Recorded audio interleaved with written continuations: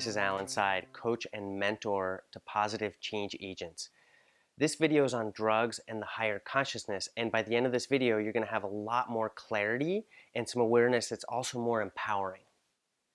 The impulse to alter our consciousness is actually natural, and it's a very human thing. In a 24-hour period, we all experience 3 states of consciousness: waking, dreaming, and deep dreamless sleep. So that's already built in, that in a 24-hour period, most of us experience these very fundamental states of consciousness. And if you look at the field of anthropology, what you'll find is every single culture has some way in which people alter their consciousness. Without exception, every single culture does. And thirdly, from the perspective of systems and structures, drugs need to be a public health issue, not a criminal justice issue. Which brings up the fact that we probably need to shift our entire criminal justice system from one based on punitive justice to one that's based on restorative justice. But that's beyond the scope of this specific video. Since altering consciousness is a natural thing, it happens anyway when we go to sleep and when we enter deep dreamless sleep, and every culture has ways of altering consciousness, the debate about drugs is not about whether or not to alter consciousness. It's really about specific ways in which people could choose to alter their consciousness. And there are things like yoga, meditation, dance, exercise, eating a meal when you're hungry, even having a cup of coffee when you're craving one. These things can alter your consciousness. You can look on my YouTube channel for a video just dedicated to states of consciousness and stages of consciousness, but it makes sense just to mention it here. States, by definition, are temporary. They come and they go. So you take a substance, you experience a state, then it wears off, and then you don't have that state anymore.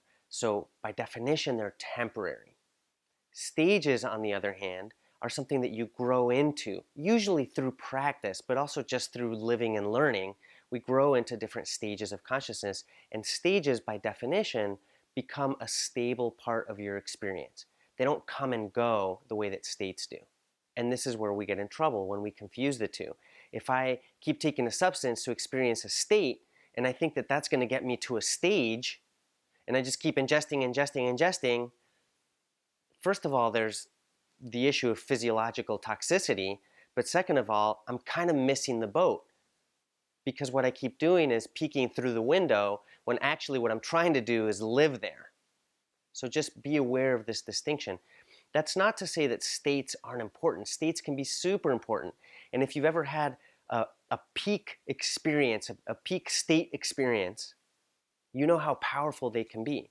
Now, some of them can happen with the use of psychotropics or entheogens, which I recommend only using under expert supervision, which I'll talk about a little bit as we go further into this video. But they can also happen spontaneously, like when you're hiking in nature or in dance or in a sweet sexual connection. If you've had a peak state experience, what happens is after it's gone, it still kind of stays with you in the sense that perhaps it's changed your life, and it can act like a magnet that pulls your growth and development through stages toward the reality that you experience in that state.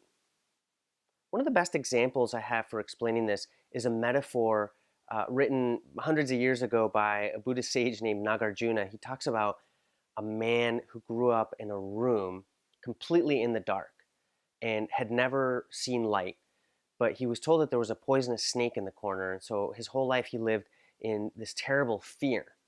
And then somebody shows up and turns the light on for 5 minutes and then turns it back off. And so this person is plunged back into that darkness. But that 5 minutes is the metaphor for a state experience. And during that 5 minutes, this person realizes that there is no snake in the corner of the room. It's actually a rope. So even though they're in darkness before and they're in darkness after, and their reality really hasn't changed, their life is transformed forever. They no longer fear the poisonous snake. They don't live in this terror that they're going to be bitten by this snake. So state experiences can be like that. It's like somebody switches the light on for 5 minutes, and our life from that point forward is different. Just keep that distinction in mind, that you can't keep inducing states and expect that that's going to get you to reach a stage. By the time you're watching this video, I may have my video out already on integrated personal development and how to have a truly holistic and integrated personal practice. Just like Olympic athletes do cross training, you could think of as a form of spiritual cross training that can help you move through stages.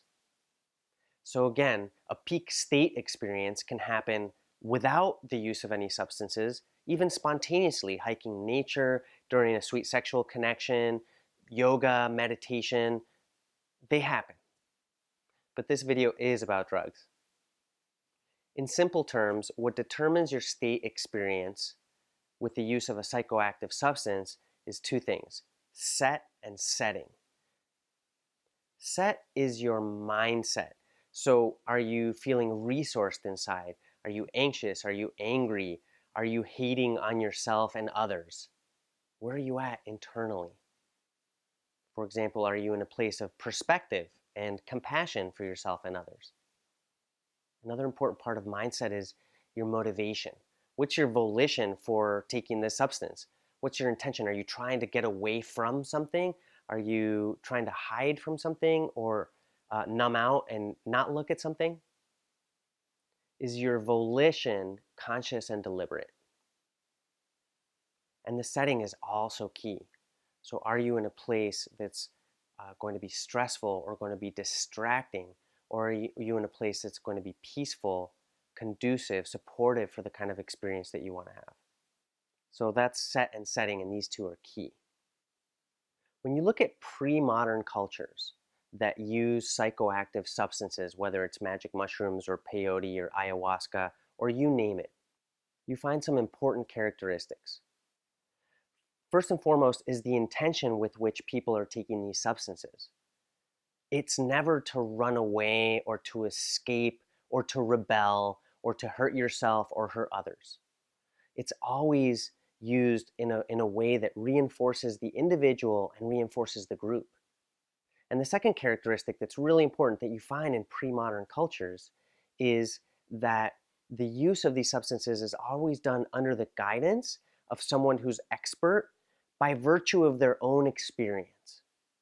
When you look at some of the ways in which drugs have been studied in our present culture, that part of personal experience is not only ignored, it's demeaned. Doctors, researchers, scientists are told that if they've experimented with the substance that they're studying, then they've lost their objectivity. But if you look at indigenous cultures, First Nations cultures, this personal experience is absolutely key. The shaman, the witch doctor, the medicine person, they are supporting you because they've been down that route. And again, the intention is not to run away or escape or hurt anybody. The intention is always one that reinforces the individual and the group. So if you choose to experiment with these other ways of altering your consciousness, make sure that you do it with someone who knows what they're doing by virtue of their own experience and who can guide you to do it in a healthy way. There's a famous Mexican healer named Maria Sabina who used to heal people with the use of magic mushrooms. And she became really famous throughout Mexico and also internationally because of people coming to her with terminal illnesses who would become cured. So for example, if you had cancer, when you came to her, you actually wouldn't ingest mushrooms for probably a few weeks. There were all these preparatory things, cleanses and washing yourself in certain streams and all this preparatory work for weeks just leading up to this experience of taking the magic mushrooms. And the reports I've heard are that when people ingested the mushrooms, their illness would externalize itself and they would do battle with it. And if you lost, you were toast, you were going to die. But if you conquered it, if you beat the illness that had externalized itself when you did battle with it, then you would be healed. But she didn't just throw you in to do battle with it. There was this whole preparatory period for weeks just to get ready for that battle. So yes, we have a lot to learn from pre-modern cultures about the healthy use of ways of altering our consciousness in ways that reinforce the community and the individuals who are members of that community. Here's another important principle. The more natural the substance and the more natural the ways of ingesting it, the fewer problems are associated with it. In countries where distilled spirits like vodka predominate, you find higher rates of alcoholism as opposed to countries where beer and wine predominates more, like, for example, Italy or Spain. And the more artificial or synthesized the substance and the less natural the ways of ingesting it, the more problems are associated with it. So you have this natural progression: coca leaf to cocaine to crack. So coca leaf, almost no issues connected with it, and it has so many health benefits. People just chewing it up at high altitudes doing their farming or whatever they're doing. And you get to cocaine, a lot more problems. You get to crack, a lot more problems.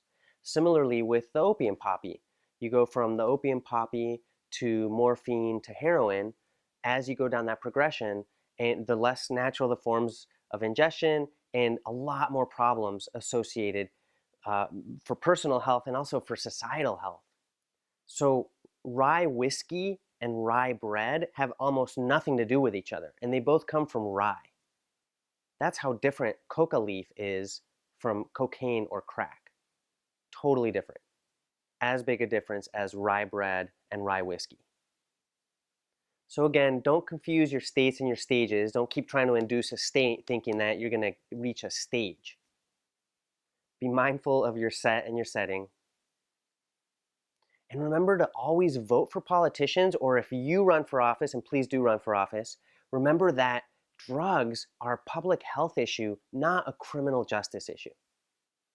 There are other things associated with drugs, like stealing or assault or murder, that are not specifically about the drugs. Those things are still illegal and are many times beyond a public health issue. So we do need to move from a criminal justice system that's based on punitive justice to a system that's based on restorative justice. But again, that's beyond the scope of this video. So I want to leave you with a few final thoughts. I highly recommend a book by Dr. Andrew Weil, MD, called The Natural Mind. Excellent book. A lot of the points in this video actually come from his writings. Seek guidance from someone who you know and trust. Trust yourself. Trust your own experience. And if you want more support in making the biggest difference that you can in this lifetime, reach out to me. Let's do an hour for free, no charge, and let's explore to see whether we're a good match to work together. Thanks, and have a great day.